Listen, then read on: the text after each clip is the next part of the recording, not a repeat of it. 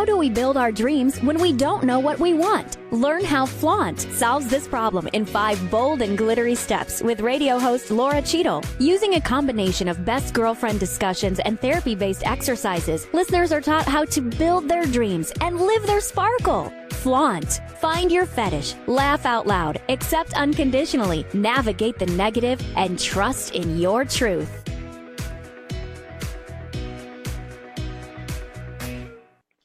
Hello, welcome to Flaunt, Build Your Dreams and Live Your Sparkle.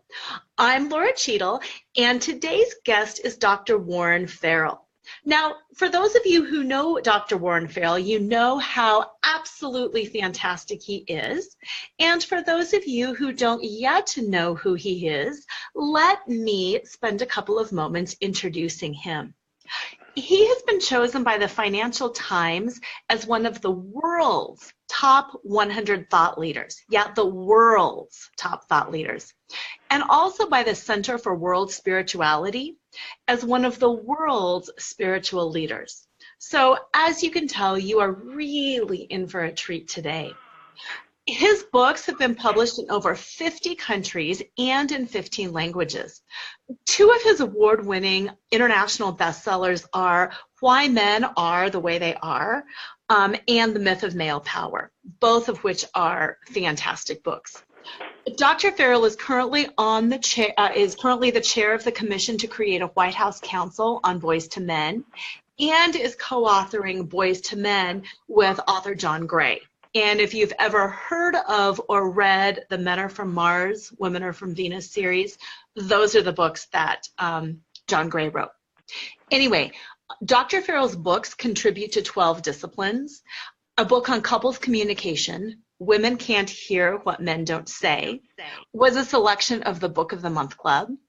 His father and child reunion book has inspired many dads to be more involved with their children and have helped others win custody.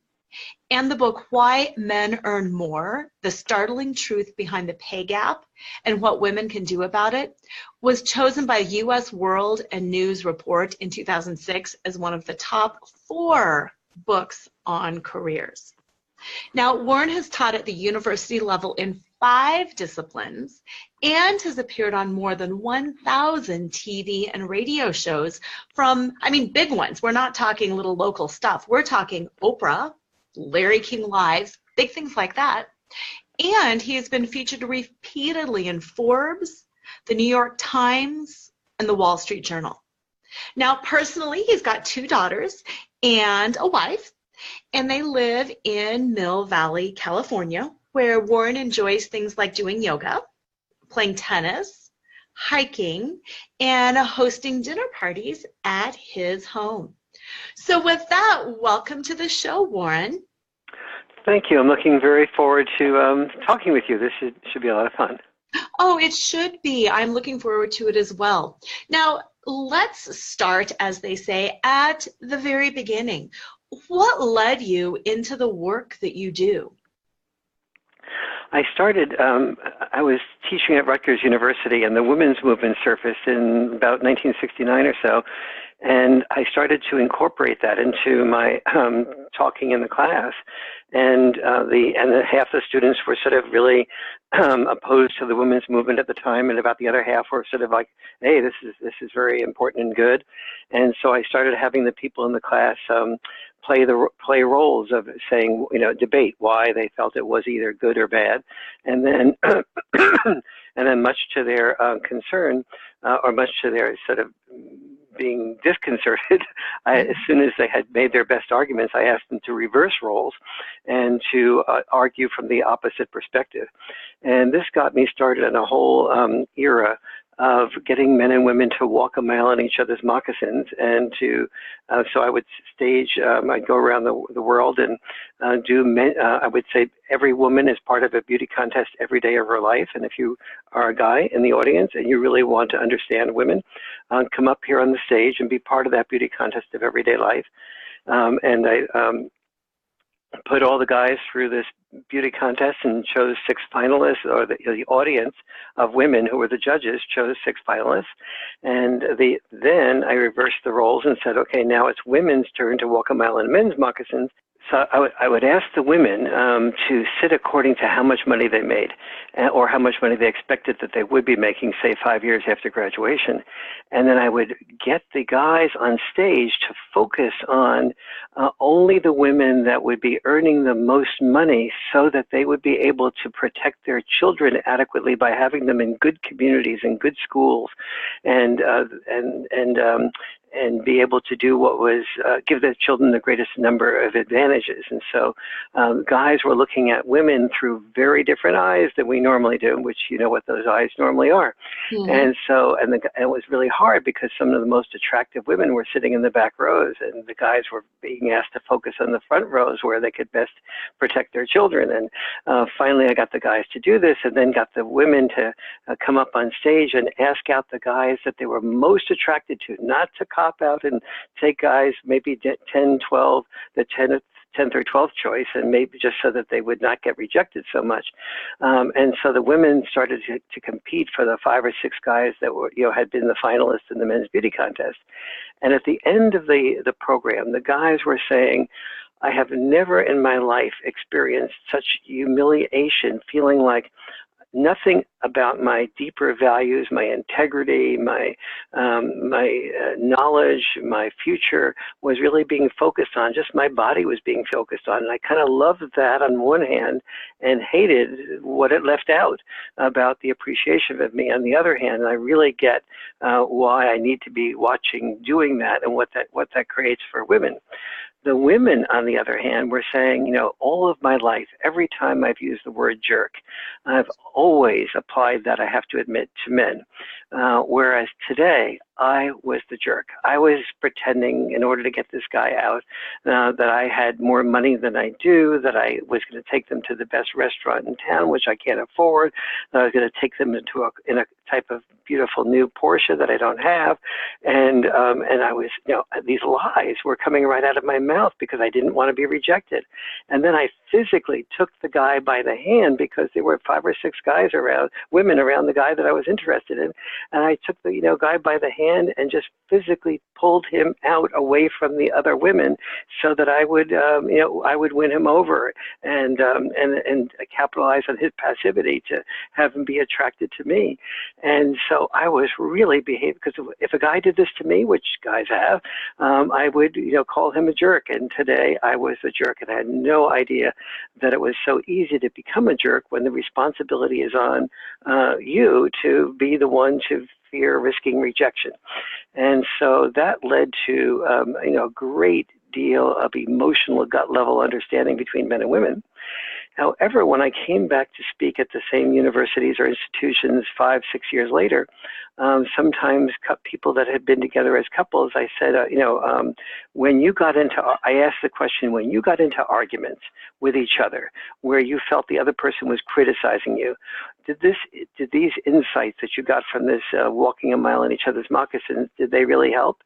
And the honest answer was, and the answer I did not want to hear, but the answer was actually when we got into arguments, if I felt criticized, all this stuff went right out the window. I just became defensive and I started arguing back, and that led to escalation and so on.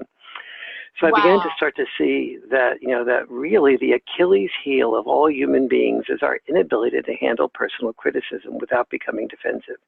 And so I started to look at things like active listening, and active listening was really good for helping the person who was upset to feel heard by the partner, because the partner said things like, what I hear you say is, and that made the person who was talking and upset feel heard. However, active listening, I found out, was never done without a therapist. And so I started asking, why is that? And the reason is because the person who was listening had to drop their defenses and feel the criticism, and then had to go to level 2 and repeat the criticism. And defenses are with us for a reason, even though they're not functional for love.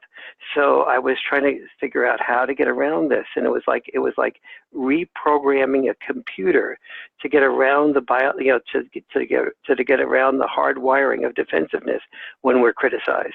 And so I ultimately found that that since responding to criticism defensively was biologically natural, I had to develop a way of altering someone's mindset before they experienced criticism to associate the criticism with an opportunity to be more deeply loved. Now, how I did this was is a 10-hour experience of first of all saying, let's develop a conflict-free zone for 166 hours a week. And so I teach everyone in my workshops how to develop and experience a conflict-free zone.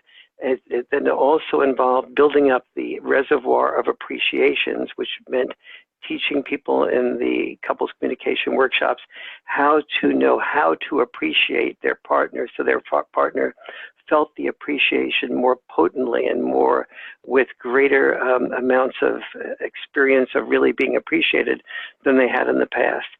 And then just setting aside 2 hours a week where before they heard their partner's main concern for the week, that they moved into an altered state, where in that altered state they trained themselves to associate hearing what their partner's concerns were with an opportunity to be more deeply loved by their partner. And so before anything is heard that is negative, that's what I ask couples to do. And then during the week, when little criticisms come up or sarcasms or whatever, I teach couples how to deal with that until that 2 hour period of time during that week that is pre-scheduled comes. Okay, so if I'm hearing you right, throughout the week, little things can come up, and you're advocating that couples don't say, that the nasty little things. Why didn't you take out the trash? Why didn't you? Just to kind of put those aside, and then to bring them all to your partner's attention during that 2 hour time frame. Is that correct? Yes, with one little exception, which is that I ask them to only bring up one concern per week, because I find if you bring up more than one concern, you start fearing that period of time, and it becomes overwhelming. And so you you just skip it and don't do anything at all. And then that builds up a different type of concern. And then secondly, because once you hear your partner's concern in a way that leaves your partner feeling more loved and more heard, and you are processing it in a way that allows you to know that the safer the environment you provide for your partner, the more your partner will feel loved by you and safe with you, and therefore the more your partner will love you. The more you make those types of associations before you hear your partner's concern, the more you are able to sort of the more you leave your partner knowing that if I have something else that I want to bring up, like not taking out the garbage, I can bring that up and I will be heard that way next week. I will be heard non-defensively next week. The other thing about like the taking out the garbage, one of the other trainings in the couples communication workshop is to train each couple to do criticism differently. So instead of saying you never take out the garbage, saying would you take out the garbage tomorrow? So you instead of doing a criticism, you do an ask. Instead of saying you left the toilet seat down again, saying that would you leave the toilet? You left the toilet seat up again. Say, would you leave the toilet seat down? It really appears much more aesthetic to me that way. So you express what your request is, and then you express the feeling that it gives you. That's a better feeling when that request is made. And you don't do a number of things, like you don't say, would you put the toilet seat down, as opposed to doing what you do, leaving it up.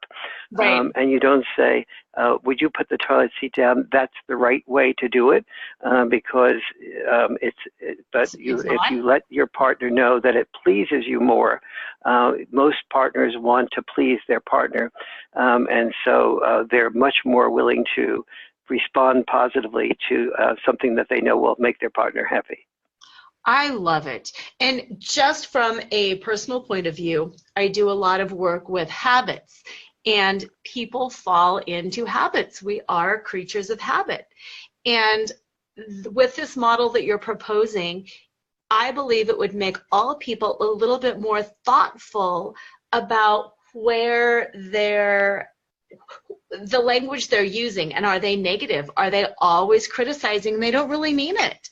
Or are they, always positive? It just sheds light on your own habits, because if I have to store up all of my criticisms and pick one, it might lead me to believe, wow, I have fallen into a pattern of criticizing things that don't really even rise to the level of concern. I'm just in a bad habit. You're so right, and there's so many dimensions to what you just said there.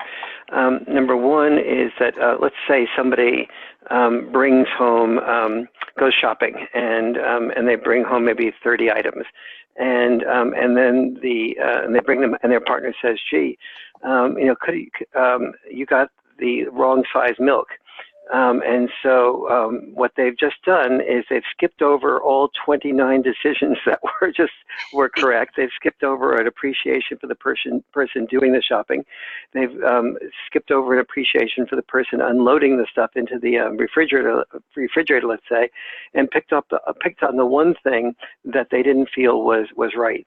And instead, so what I advise in those cases is to first of all make sure that you're focusing your attention on the positive, but not to the elimination of things that are concerning or bothering you. Mm-hmm. And then, but in this particular case, I would just tend to encourage couples to just register that the quart of milk was bought when you preferred the half gallon, and then right. And not say anything at the time. But the next time that you shop, just write on your shopping list, milk, half gallon, and that solves the problem, and no one feels criticized, and so you select out the criticisms that are really helpful, but you frame them in a way that's an ask rather than the criticism, as we were mentioning before, and then you take the criticism that is negative, and when you are feeling like that's needed to be discussed, during that, what I call the caring and sharing time, which is the time when you get to share your one concern that is the biggest concern. If you're really upset about that and you say things in a negative type of way, let's say, I really hate it that you always get the wrong things shopping, even once I had something on the list and you completely ignored it, and so during that period of time, even when the criticism is being said in a negative way in language that could be corrected and improved, I am asking the person who's listening, because of this altered state that they're in, to just be there for their partner, sharing their criticism in their negative way with maybe a tone of voice that is not most effective, maybe with words that I've given them instructions for could be said in a better way, and just be there for their partner's story and their partner's tone of voice and their partner's way. And two things usually happen from that. The partner feels like so free to just share from their heart. And as they see that they're not being interrupted and they're being heard, and they see their eyes of supportive contact come from their partner, all their need to be negative and their tone of voice becomes much less. But even if it doesn't become much less, it almost always does, but even if it didn't, the fact that your partner is there providing a safe space for you for being who you are in your worst moments creates enormous amounts of security and feelings of being loved, because many of us are fearful of going into our worst moments, and so therefore we keep guards in front of us that are sometimes not as healthy as they could be. Oh, absolutely. Now, talk to me more about this altered state. I found that fascinating, that defensiveness is really a thing. It's not just something that we can choose to overcome. There's a biological reason, that a necessity, really. And I'm curious about this biological state that can kind of transcend that and alter that. Absolutely. So biologically, when we heard criticism, let's say you and I lived a few thousand years ago and we were part of a kinship network or a tribe, and we were both the leaders of that tribe, and we sensed and heard that some criticism was being came through the network and from another tribe. Well, it would be very functional for you and I as leaders of our tribe to get our defenses up, to make sure so that in case we were attacked, we would be able to be prepared for that attack, or maybe even better, that we killed the criticizer before the criticizer killed us. Wow. And so that was built into the survival of all of us. The result of that is, if we took that approach, the chances are much better that our tribe or kinship network would survive. So what was functional for survival was exactly the opposite of what was functional for the growth of love, which would be to provide a safe environment for our partners to say whatever they felt, and then be able to trust that they were, that when we did that, they would feel more loved and secure by us, and therefore have less reason to escalate an attack on us. So then the next issue becomes, okay, so how do we get around that? And so I do a series. I do what I 6 months. I have people, each couple, before they hear the criticism of their partner, or what their partner would just call a suggestion for improvement, but what the person who's being asked to improve would call a criticism. I have them, before they hear that, to meditate into that into an altered state.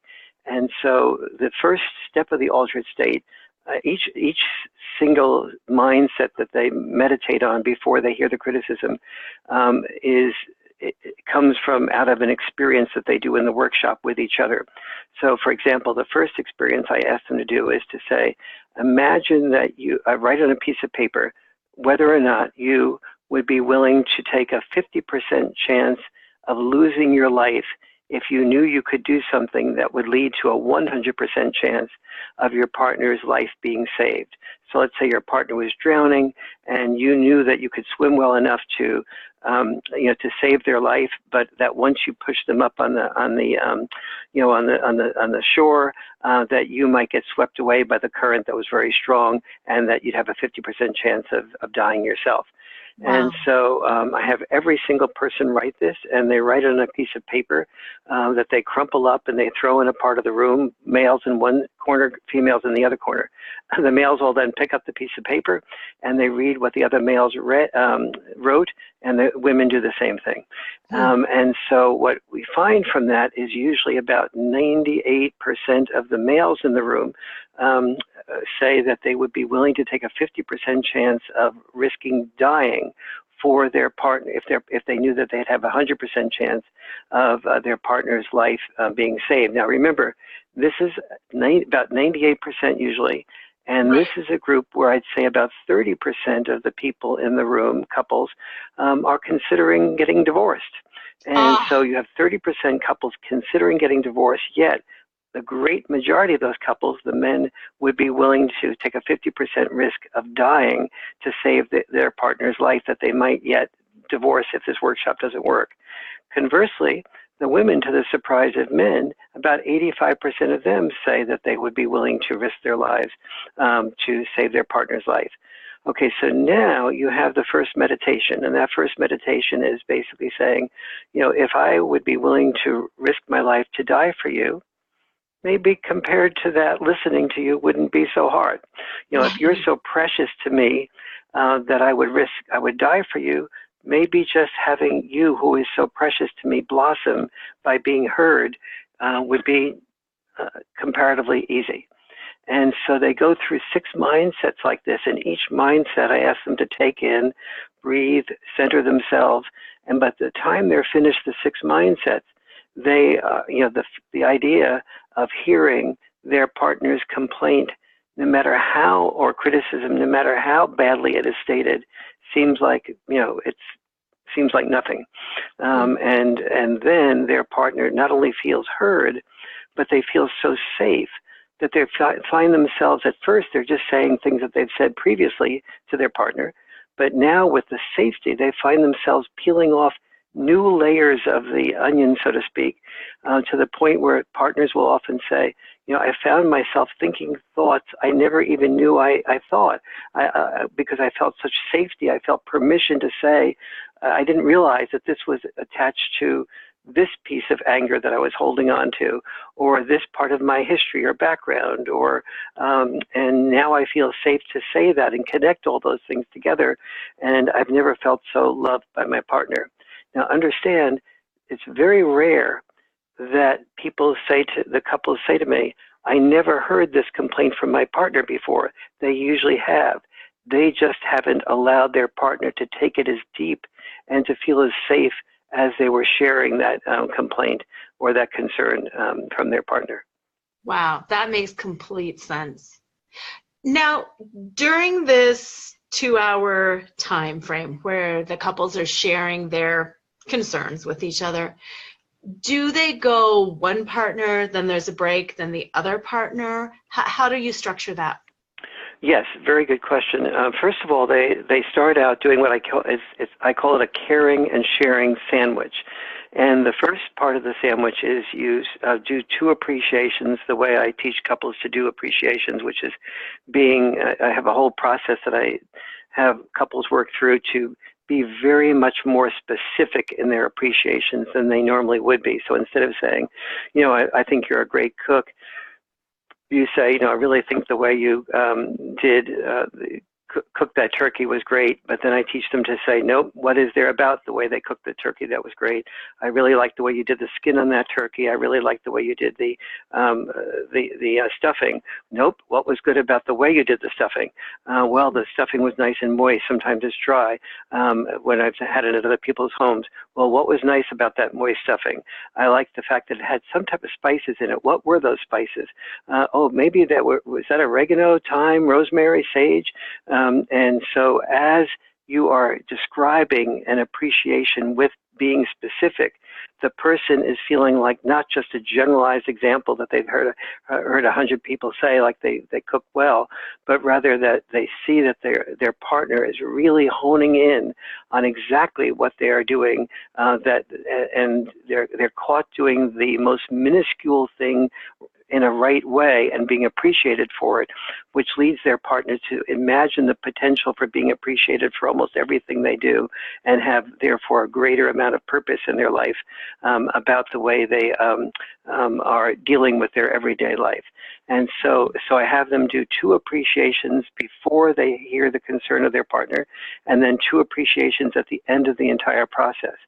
So the person giving sharing the concern or what the other person may hear as criticism is the first to go. She or he gives 2 appreciations. Then partner A shares what their concern is. Then the other partner says, what I heard. They move in before they share that concern. They have to read the mindsets out loud so that the partner knows that they're preparing themselves, so that the person that's about to give the criticism or the concern knows that the other one is getting safer and safer. So they're feeling more and more open to sharing that criticism. Then finally, they do share the criticism after their partner has read all the mindsets and said the mindsets in their own words. So this is not just rote catechism type reading. And so they once everybody feels safe, and I teach them how to give signals to make sure that happens, then the criticism is shared. Anytime the person who is hearing the criticism is feeling like they're getting off center, they use the word hold to stop the criticism, to give a chance to recenter themselves, so that the person hearing the criticism is always safe, and the person giving it knows that the person is not storing up negativity to shoot back at them. Yes. And then once that is done, then the person who's heard the criticism will have a chance to share their response. But before they share their response, I then have the person who's just shared the criticism move into an altered state. Because what happens is when someone has shared their concern and then their partner has heard it beautifully right to their, to the point where they've never felt that safe and heard before, then they're often shocked that the person that's been hearing them so well has a totally different way of looking at that. And they become defensive very quickly because they don't have their defenses up. So they have to make the person who's just given that criticism and felt so heard has to prepare himself even more carefully for those 6 mindsets to be able to move into a safe place and to have, and I pass out handouts that help them understand the way human beings process information, which is basically that that everyone sees the exact same information or a visual picture of something, and everyone processes it differently. So if you love somebody, you're going to expect their story about that same incident to be very different than your story. And so, and that is, and so then rather than get defensive about the fact that their partner who's just heard them so beautifully is giving a totally different story, they're sort of appreciating, this is the woman, this is the man I fell in love with. They have their own story, their own way. I fell in love with them because these differences were charming to me at the beginning, exciting to me at the beginning, whatever they were. But if I love this person to the point where I'll die for this person, I certainly want to hear the way they look at the world. That's amazing. That absolutely makes sense. The other thing that I really am just sitting here appreciating about your work is the fact that whether our relationships are good or bad or anywhere in between, life is difficult. We all have our own biases, and as good as a relationship can be, there will be criticisms, there will be concerns. It's how we manage the inevitable. It's not that a good relationship has no conflict and we see everything the same, yay. It's let's manage this in a constructive way. And I can see these tools and techniques being applicable in a wide variety of situations as well. Absolutely. And one of the actually the whole inspiration for this couples communication workshop that I'm doing at Omega at the end of October in New York is came from the fact that I used to do these workshops on one of the books that I wrote called Why Men Are the Way They Are. And I did them at Esalen in California. And one of the letters I got afterwards was a letter from somebody saying that the one portion of the workshop, there was 5 segments of the workshop, and one of the portions was on couples communication, but it was only one of the portions. And this person wrote me and said, of the 5 parts of your workshop, the part on couples communication has been so effective. I have been using it with my family business, so not with his partner only, but with his family business. And then he signed the letter, and I looked up his name, and he was the president of Walmart, which had the biggest family business in the world. Yeah. So, just a tiny little he never he never revealed that at the workshop. And I thought, well, if this person who can afford the best consultants in the world is saying this was helpful to him, maybe I should, do what I was feeling in my gut. I needed to do, which was to develop this workshop, this part of the workshop into a full-blown workshop much more effectively. And even though I spent my life writing books like Why Men Are the Way They Are, and the books that like The Boy Crisis that just came out, they really make an attempt to get men and women to understand each other. I have really found that when people finish The Boy Crisis, yes, it seems to help them a great deal with their family, but nothing helps more than having a method of being able to hear your partner's concerns that while you are hearing it, you are, as your partner is saying, sometimes the most negative things you could imagine about you, that that providing that safe space for your partner to vent these things is going to be like seeing pollution in a stream. And when you see pollution in a stream, and you know that you are providing a filter and you're listening to your partner, is like a filter that filters out the pollution in the stream. And after your partner feels listened to, what you have left is a beautiful and pure stream without the pollution in it. And when you can visualize that ahead of time, which is one of the mindsets I ask people to visualize, and you can then not be so defensive about what your partner is saying. That makes you that instead of saying, if my partner really feels this way about me, why would they ever want to be married to me? Exactly.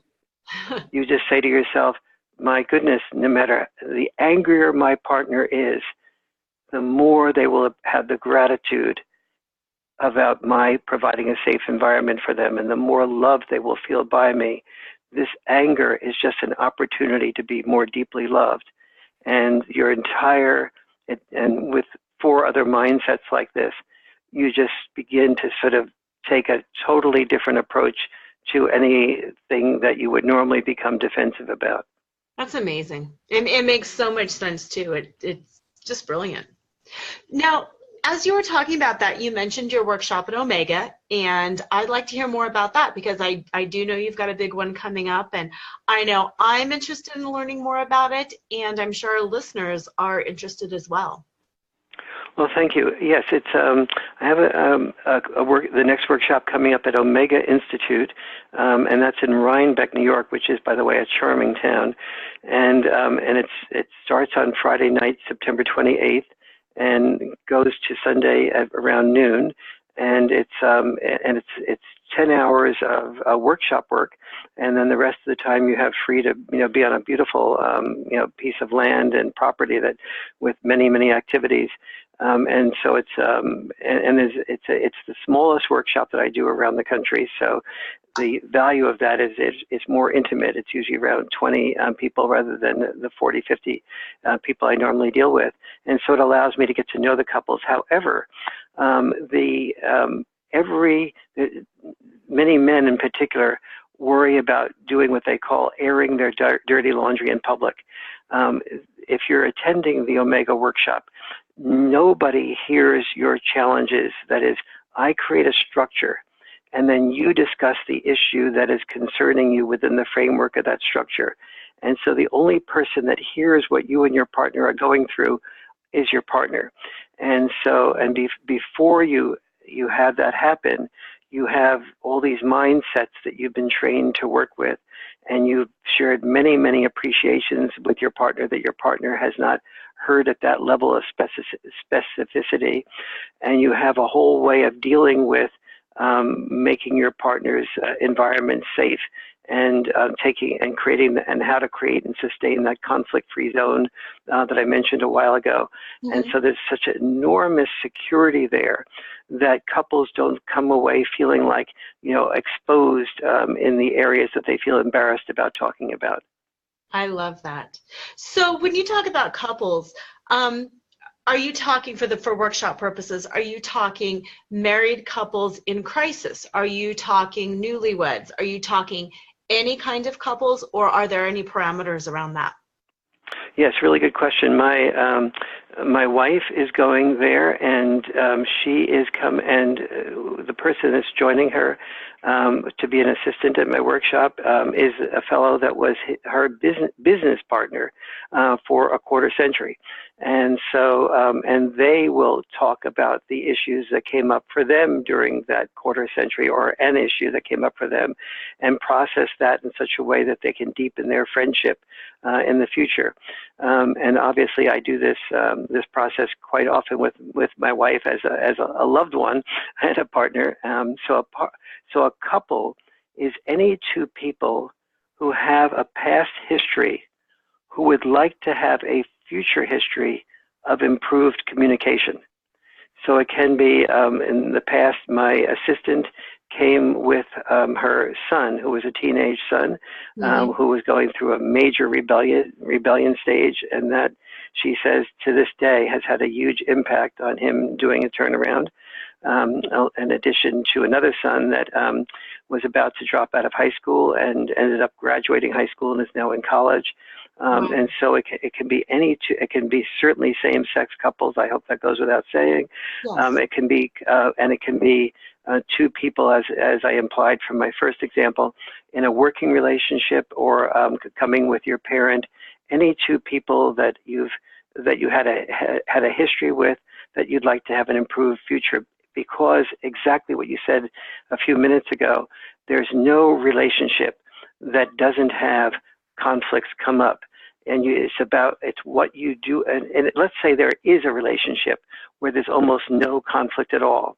That relationship almost invariably has one area of conflict, which is it's probably asexual. That is, when you have no tension between you, you usually have a brother-sister relationship that emerges, which becomes its own problem. And so you sometimes have people having affairs that have a very good brother-sister relationship with their partner, but that's kind of a bummer way of going through life because there's so much challenge that happens when you have those affairs. And so that's, I hope that maybe explains that well. No, that does. And I was thinking, what a beautiful gift for some of the younger people that attend this workshop, whether they are, parent-child or just younger people. The skills that they will gather in this workshop will benefit them in every relationship their whole life. You are so right. I think my favorite couple to work with, aside from a couple that's on the verge of divorce and they say they've done everything possible and they're, and then they end up at the end of the workshop feeling really close to each other. Besides that, I'd say my favorite thing is to see somebody who's gifted, oftentimes, instead of giving a normal wedding gift, has given someone a gift to Omega, and they come to Omega with, sort of like, well, we really don't need this because, but we do have some issues, but maybe it would be okay and good. So thank you, Grandpa. Thank you, Dad. And then they go to the workshop and it's like their eyes open and they say, and it's like, wow, are we glad we have learned this now before we have begun to, because some of these things were creeping up, and then the wedding was being planned, and the wedding planning brought a lot of tensions to the fore, but we didn't want to reveal those because, after all, we didn't want to spoil the wedding, and we'd already invited people and so on.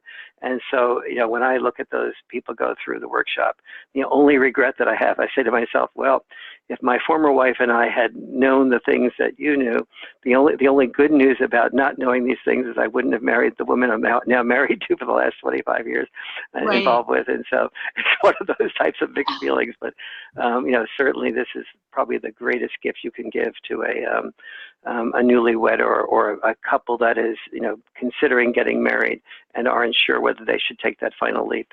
Mm-hmm. Oh, absolutely.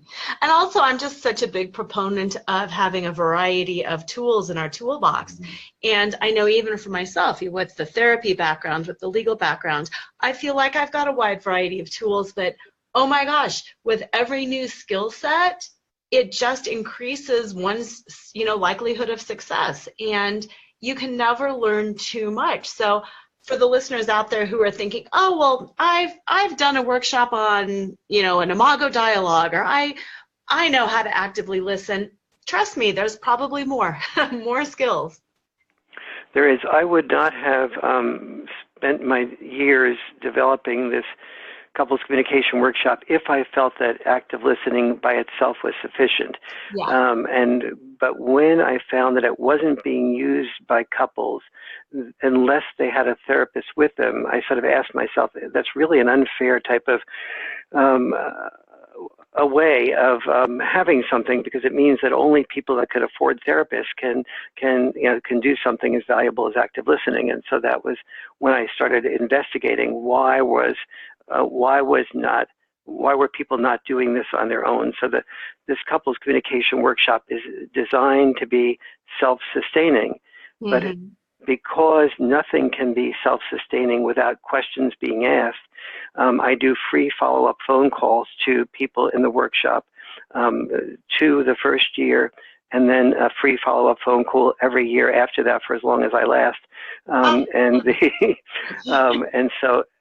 because it helps people sort of talk through talk through the stumbling blocks, share each other's successes, and inspire each other. And it also helps me to see where, what things that I shared at the workshop were of greatest value, and which things that I shared at the workshop didn't really have a lot of traction. Right. I love that. And I love how you honed in on that fact that the mindset has to be right.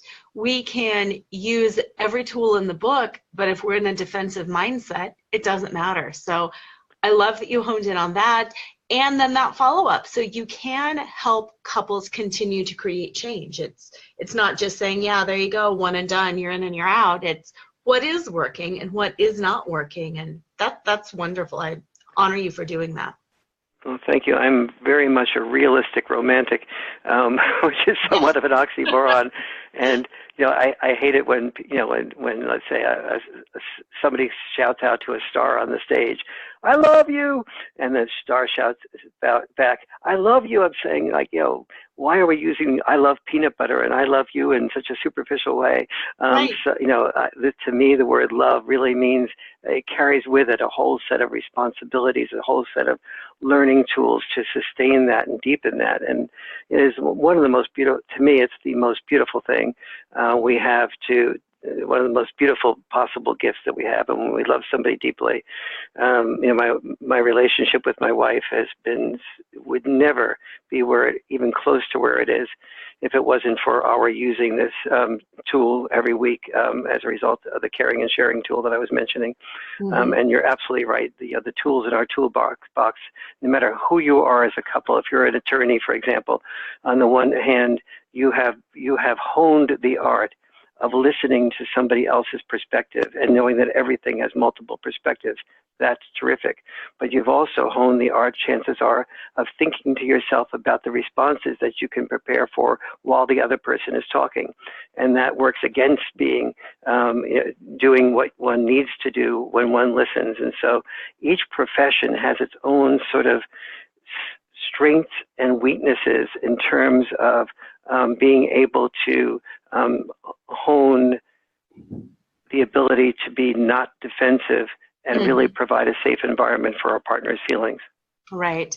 And I also like just the vocabulary of a safe environment, because it does recognize the fact that as big and strong and adultish and capable as we all like to believe that we are all tender beings. We all get our feelings hurt. We all want to be loved and accepted.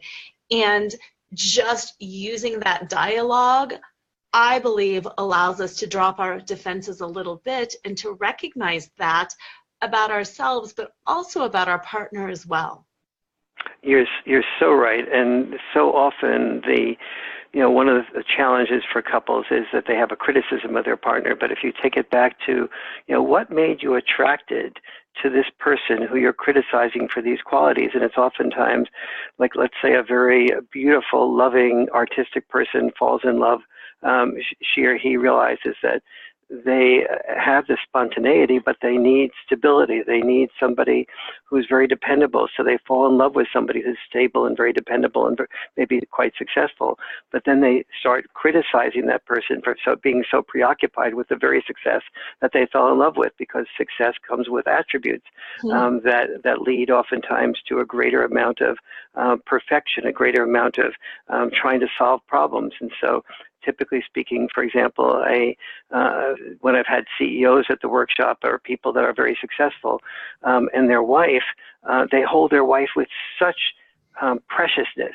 And if she expresses a feeling of hurt or pain, they immediately go into problem solver mode, and leading their wife to feel completely unheard, because they can see their partner's brain ticking on some other different mechanism of problem solving. And then the guy comes up with a solution to a problem, and the woman, instead of feeling really heard, feels not only not heard, but also feels like, it's sort of an insult to me that you can come up with a solution in 5 minutes that I couldn't come up with in a lifetime.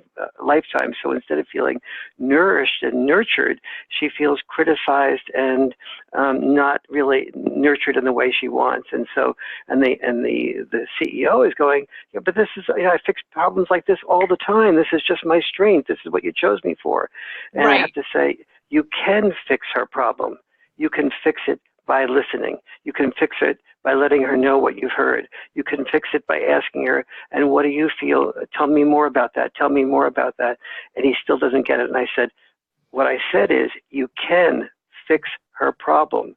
If you found a way at work that you could fix the problems at work, but it happened to be a different method by listening rather than telling people what to do, would you take that method up? Oh, yeah. And suddenly it clicks for them. I am fixing it, but I'm fixing it in the opposite way that I normally learned how to fix it. I love that. I love that. Now, I'm sure, like me, most of the people listening want to learn more about you, about this process. We've already talked about the Omega workshop, maybe some more information on that, how to register, as well as maybe where to find out information about some of the other workshops and other locations that you teach. Would you like to give us some of that? Sure. For the Omega workshop, probably the best thing to do is just go, just Google Omega Institute or eomega.org. And go to put in couples or put in Warren Farrell, my name, and the workshop will come up, and it gives a fairly good description of that on the workshop, and also a video on the page of Omega, and also a video of that. If you'd like to see the other workshops I do, mostly on the West Coast, you can go to warrenfarrell.com, WARREN. And then Farrell is F as in Frank, ARRELL. So it's F-A, not Will Ferrell like the comedian, but Warren and then FARRELL.com. And then go to the couples communication page or go to where Warren will be.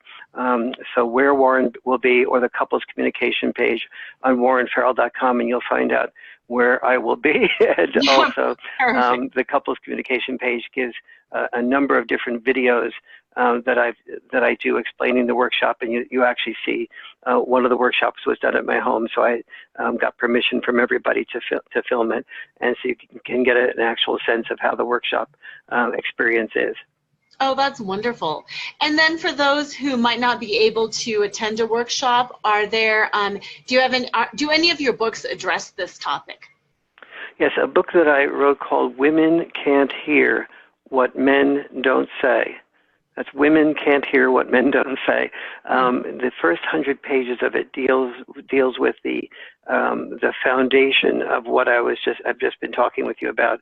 I have honed it more fully since the time I wrote that book, which was about the year 2000. But nevertheless, it gives a fair amount of that underlying structure that will help you review this. But I think this is, to be honest with you, this is the best interview I've had done of me about some of the basics of the workshop. So I think that just maybe reviewing this will help. But taking that and working it with some of the videos and the Women Can't Hear What Men Don't Say book will all be helpful. But I really have to say that nothing comes close to replacing the workshops itself, because this is not the type of thing. It's a little bit like you reading a computer manual, and you don't really get it until you actually go hands-on on the computer and play with it. Right. Oh, absolutely. And I just want to throw this in there because of my background and the hot minute of work that I did as a divorce attorney. And I want to say, trust me, attending a workshop is far less costly than having a divorce. So if there's any concern that, I don't want to put in the money or the time or the emotion to do a workshop, do the workshop. It will save you money. It will save you consternation. It will save you stress. Anytime someone is there to help you, take that help. I really agree with that so enormously, because when I did the research for my most recent book, The Boy Crisis, what I discovered was that the boy crisis resides where fathers do not reside, and fathers do not often reside in families of divorce. And when there's a divorce, a number of things happen. Both children, all the children, children of both sexes, have an enormous amount of insecurity that is not forgotten, and they suffer in more than 70 different ways. Wow. But even though that's true of both sexes, boys who have many fewer emotional skill sets than girls do suffer much more fully. The boy crisis is so prevalent among boys who feel that their mother and father have broken up, or even if they haven't broken up, that they have terrible communication between the two of them and they always see them fighting. But more importantly, when the boy feels left, especially if in the process of the divorce he has minimal or no father involvement, our prisons are filled with not just boys, but almost all of the prisoners, more than 90%, are boys with minimal or no father involvement. Our ISIS recruits are boys almost always of minimal or no father involvement, and therefore, and children of divorce. And our mass shootings are done almost completely by boys, males, and minimal or no father involvement, and therefore, and usually products of divorce. And so the heritage that you leave your children by good communication is so extraordinary. And the heritage that you leave them, the legacy that leads not just to your lives being damaged, but your children's lives, and therefore your children's children's lives being damaged by not having good communication, is enormous, and certainly far less expensive at every level of measure than going through a divorce. Oh, absolutely. I couldn't agree more. Well, Warren, thank you so much for your time today. Thank you for the work that you do, for the lives that you touch.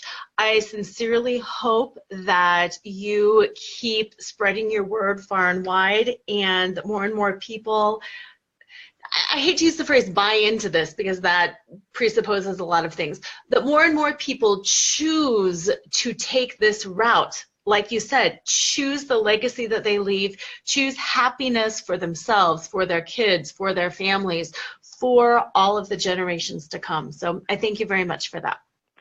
I thank you for the way you've asked questions, the background you've given, the connection to your own life and and your experience as a divorce attorney, and the way you've listened so beautifully to the answers. You're just a wonderful communicator, and so I really, really appreciate this whole process. Well, thank you so much. And listeners, once again, if you would like to reach out to him, it's www.warren, W-A-R-R-E-N, Farrell, Farrell.com. And if for some reason you don't have a pen or can't write that down, reach out to me. I'm happy to connect you to, put you in touch with the Omega Institute, anything like that. So listeners, have a fantastic week. Think about your own legacy on this one. And as usual, don't forget to flaunt. Tune in next time to Flaunt. Build your dreams, live your sparkle with radio host Lora Cheadle every Wednesday at 7 a.m. and 7 p.m. Eastern Time on the Dream Vision 7 radio network. Come release outdated labels, roles, and scripts. Reveal the calling of your soul and re-choreograph your own life, even when you're unsure of what you want. In 5 bold and glittering strokes, you too can build your dreams and live your sparkle. Find out more about Lora at pyramidfusion.com.